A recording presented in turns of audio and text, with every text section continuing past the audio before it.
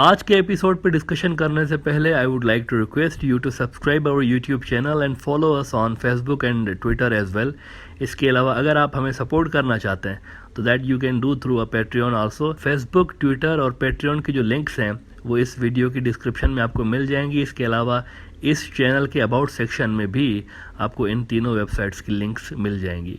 कल के एपिसोड में हमने बात की थी ये जो इंडिया के अंदर ब्लास्फेमी वाला इशू हुआ है, इस पे पूरी दुनिया बात कर रही है, मुस्लिम वर्ल्ड खास तौर पर, लेकिन बांग्लादेश खामोश है। इस पे बात की थी, यानी ये जो इंडिया की हुकूमती शख्सियात ने इस्लाम के आखिरी पैगंबर और अल्लाह पाक की तमाम क्रिएशंस में सबसे बेहतरीन क्रिएशन रसूलुल्लाह सल्लल्लाहु अलैहि वसल्लम की शान अक़दस में इंतहाई घटिया और गलीज़ भाषा का जो प्रयोग किया गया है, इस पे पूरा मुस्लिम वर्ल्ड दुख और गुस्से में है। 2 दर्जन से ज़्यादा जो मुसलमान मुल्क हैं वो इसको कंडेम कर चुके हैं और अफ्रीका के सहराओं से लेकर रूस के बर्फानी पहाड़ों तक बसने वाले लगभग 2 अरब मुसलमान दुनिया के सरापा एहतजाज हैं।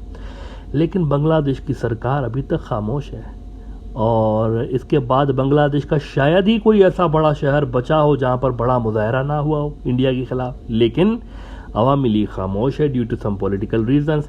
तो कल मैंने आपको अवामी लीग के अंदर से अपने सोर्सेज के हवाले से बताया था कि वहाँ पार्टी के अंदर से मुझे कुछ वहाँ पे कबूतर हैं हमारे दोस्त, उन्होंने बताया कि पार्टी के अंदर जो है ना 2 ग्रुप्स हैं बेसिकली। एक वो लोग हैं जो कि स्ट्रॉन्ग प्रोटेस्ट चाहते हैं इंडिया के सामने और भरपूर डिप्लोमेटिक प्रोटेस्ट वो चाहते हैं कि उसको ज़रा सफ़ीर को फॉरेन ऑफिस बुला के और मरासला थमाया जाए उनके हाथ में प्रोटेस्ट वाला और स्ट्रॉन्ग प्रोटेस्ट किया जाए। ये हजरात प्रॉपर शटअप कॉल देना चाहते हैं इंडिया को और दे बिलीव के there is no reason to stay silent, जबकि पूरी मुस्लिम दुनिया, खुद हमारे मुल्क के अंदर लाखों करोड़ों लोग चाहते हैं कि हमें प्रोटेस्ट करना चाहिए डिप्लोमेटिक सतह पे। सेक्युलर मुल्क भी प्रोटेस्ट कर रहे हैं इस पे, तो वो कह रहे हैं कि हमें फिर क्यों चुप रहना चाहिए। लेकिन वो जो दूसरी तरफ सीनियर लोग हैं जिनको कल मैंने बुढ़े बाबे कहा था, अच्छा बुढ़े बाबे कोई गलत लफ्ज़ नहीं है, बुढ़े बाबे यानी कि बूढ़े बाबे, बूढ़े वहाँ पर कोई पुराने ज़माने वाले लोग नहीं, वो जो ख़ास तौर पर जो कि नौजवान थे 1970s में जो नौजवान लोग थे जिन्होंने ये सारा कुछ देखा हुआ है, उनकी सोच जो है ना, एक जनरेशन गैप भी होता है ना, एक जनरेशन गैप होता है। आजकल मैं आपको बात बताऊँ, जनरेशन जो होती है ना, मुख्तलिफ जनरेशन की सोच मुख्तलिफ होती है।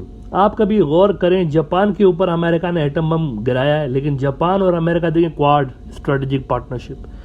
फिर आप देखें कि रशिया और यूक्रेन एक ही मुल्क रहे हैं, लेकिन आज देखें दोनों एक ही लोग हैं, लेकिन आज देखें दोनों की क्या हालत है, एक दूसरे से जंग लड़ रहे हैं। फिर आप देखें कि वियतनाम और अमेरिका, इन दोनों की जंग हुई है, पर अब पीट पीट के बुरा हाल कर दिया वियतनाम वालों ने अमेरिका का, वहां से भागना उनका। अभी जब अफगानिस्तान से भागे हैं तब जाके लोग वियतनाम भूल के काबुल मूवमेंट उन्होंने याद किया, वरना पहले साइगोन मूवमेंट याद रखते थे कि किस तरह बुरा हाल किया था वियतनामीज ने और भागे थे वहां से।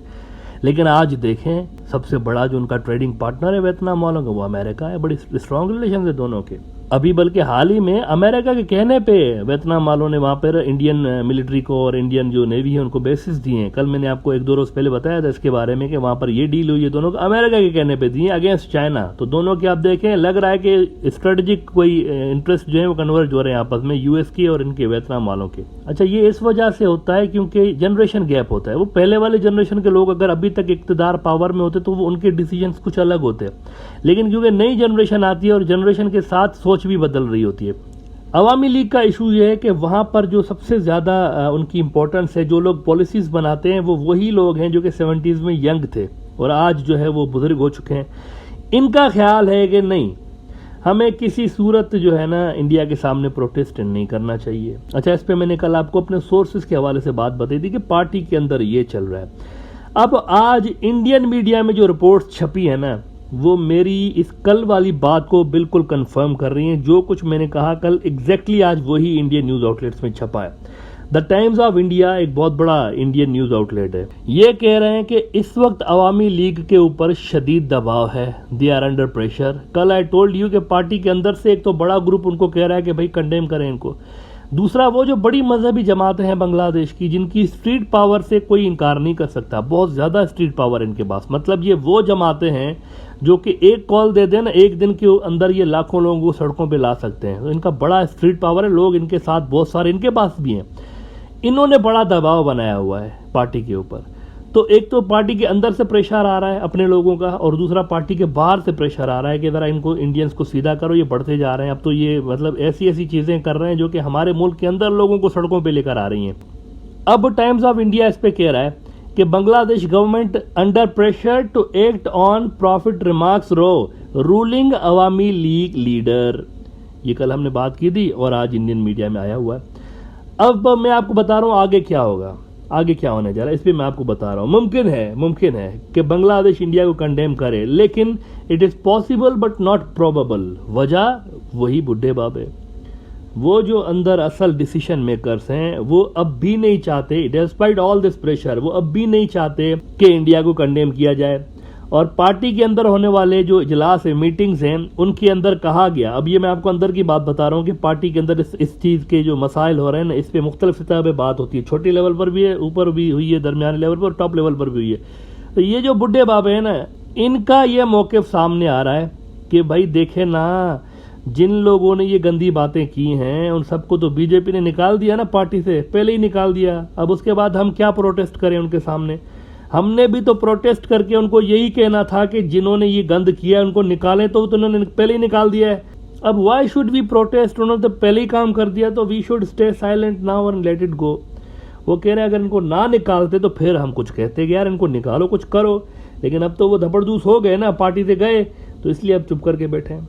वो जो बुजुर्ग है ना, वो कह रहे हैं यार हो गया, अब पार्टी ने, उन्होंने बीजेपी ने एक्शन ले लिया, अब छोड़ो उसको, खली वली करो। अच्छा, let me tell you one thing about this Awami League. इसके अंदर जो कंपैरेटिवली नए लोग हैं ना, नए नौजवान जो हैं या मिडिल एज्ड जो हैं, इनमें से बहुत से ऐसे हैं जो कि इंडिया को पसंद नहीं करते। ये इंप्रेशन बहुत ही गलत है, ठीक नहीं है कि पूरी की पूरी अवामी लीग ही प्रो इंडिया है, ऐसा नहीं है। आई डाउट कि इसके अंदर जो एक प्रो इंडिया सोच वाली लॉबी है ना, आई डाउट कि वो शायद शेख हसीना के इक़्तिदार छोड़ने के बाद ज़्यादा अरसा ये मेंटेन नहीं कर पाएंगे इस तरह की policy. India will be in trouble to maintain its relations with Bangladesh. मैं आपको पहले ही बता रहा हूँ, 74 साल की हो गई हैं Sheikh Hasina, and with in few years she will have to retire. मतलब उनको करना पड़ेगा पॉलिटिक्स से retire due to age factor. 74 साल उनकी एज है ऑलरेडी। ज़्यादा से ज़्यादा कितने, 3 साल 4 साल 5 साल होंगी ना एक्टिव, उसके बाद तो she have to step down. उनकी हेल्थ इजाज़त नहीं देगी इतना ज़्यादा वो काम करने की। और ये बात याद रखें कि शेख हसीना इतनी बड़ी फिगर है बांग्लादेश की सियासत में और अवामी लीग के अंदर भी बहुत बड़ी लीडर है। इनका गैप इतना आसानी से कोई फिल नहीं कर सकता। इन्होंने कोई अल्टरनेट लीडरशिप तैयार ही नहीं की हुई, इसको भी ज़रा नोट करें आप। पार्टी के अंदर कोई कौन सा बंदा है जो इनको रिप्लेस कर सके, मुझे बताएं आप। अल्टरनेट लीडरशिप तैयार करनी चाहिए थी। अल्टरनेट लीडरशिप को तैयार होने में सालों लगते हैं, उनको एक्सपोजर दिया जाता है, उनको आगे लाया जाता है, लेकिन यहाँ नहीं हुआ ऐसा। जो भी अवामी लीग का नया लीडर आएगा ना, और अगर वो प्रो इंडिया लाइन ही लेगा जैसे अभी हो रहा है, तो वो जबरदस्त हो जाएगा। राइवल पार्टियां उसको अनपॉपुलर कर देंगी बहुत ज़्यादा, क्योंकि इंडिया बांग्लादेश के अंदर पब्लिक लेवल पर एक बड़े दुश्मन के रूप में देखा जाता है मोस्टली। शेख हसीना के साथ बेनिफिट उनको ये है, शेख हसीना के भी डिसीशंस जो है उनको अनपॉपुलर कर देते हैं, लेकिन उनका बेनिफिट क्या है? शेख मुजीबुर रहमान फैक्टर, ये उनके साथ है कि she is the daughter of Sheikh Mujibur Rahman. तो ये फैक्टर उनको उनकी अनपॉपुलर डिसीशंस को भी कवर कर देता है, इसलिए वो अनपॉपुलर, एक्सट्रीमली अनपॉपुलर फैसले ले लेती हैं। और उसके बाद somehow she used to manage to lift her party's image using Bangla nationalism. इनका जो भी जाननशीन आएगा, रिप्लेसमेंट आएगी, उसके साथ वो शेख मुजीब फैक्टर नहीं होगा, तो पॉपुलर सियासत उनको करनी पड़ेगी। और पॉपुलर सियासत बांग्लादेश के अंदर एंटी इंडिया सियासत है। इंडिया हमारा मित्र है, खून का रिश्ता है, ये किया वो किया, ये नैरेटिव बांग्लादेश के अंदर ज़्यादा नौजवानों को अट्रैक्ट नहीं करता। वो इंडिया की ऐसी की तैसी, उनको ऐसे कर देंगे वैसे कर देंगे, ये नैरेटिव नौजवान ज़्यादा बाय करते हैं आजकल के। और मोदी और आरएसएस की जो एंटी मुस्लिम, एंटी बांग्लादेश सियासत है, उसने मजीद इस चीज़ को बढ़ा दिया है। एंटी इंडिया नैरेटिव मजीद आराम से बिक जाता है वहाँ पे।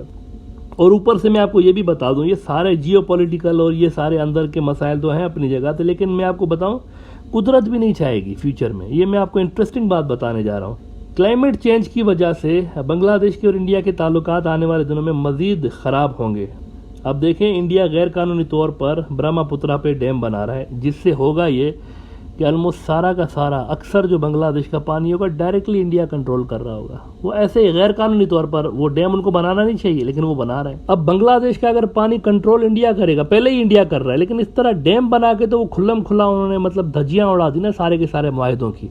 तो अगर वो पानी कंट्रोल कर रहे होंगे और पानी ऊपर से भी अगर कम आएगा, नेचुरली भी कम आएगा, तो उसका गुस्सा इंडिया के ऊपर पड़ रहा होगा। कल एक बड़े इंडियन न्यूज़ आउटलेट दी क्विंट में इस हवाले से बहुत ही इंपॉर्टेंट एक ओपिनियन छपा है, ज़रूर पढ़िएगा। राधा वरदाराजन का एक पीस है, इसमें ओपिनियन है उनका कि किस तरह क्लाइमेट चेंज आने वाले दिनों में इंडिया के जो ताल्लुकात हैं बांग्लादेश से भी और पाकिस्तान से भी उनका बड़ा ख़राब कर देगा। वो कह रही हैं कि India's borders and climate change tensions with Pakistan and Bangladesh set to grow. Ground पे सिर्फ विरोधी पार्टियां नहीं, कुदरत भी शायद अवामी लीग को मौका ना दे प्रो इंडिया सियासत खेलने का आने वाले सालों में। तो ये बात तो तय है कि ये जो कहा जाता है, माना जाता है, एक अजम्पशन है कि बांग्लादेश के अंदर प्रो इंडिया एक सियासत के अंदर, बांग्लादेशी सियासत में प्रो इंडिया डीएनए है। ये चीज़ गलत साबित होने जा रही है। पब्लिक लेवल पर कोई इंडिया नहीं है, सियासी लेवल पर इंडिया है। लेकिन सियासी लेवल पर शेख हसीना के बाद जो भी आएगा उसको इंडिया का प्रो इंडिया नैरेटिव मेंटेन रखना उसके लिए शायद पॉसिबल ना हो। उसको पॉपुलर सियासत करनी पड़ेगी अपने आप को इस्टेब्लिश करने के लिए वहाँ पर एज अ लीडर।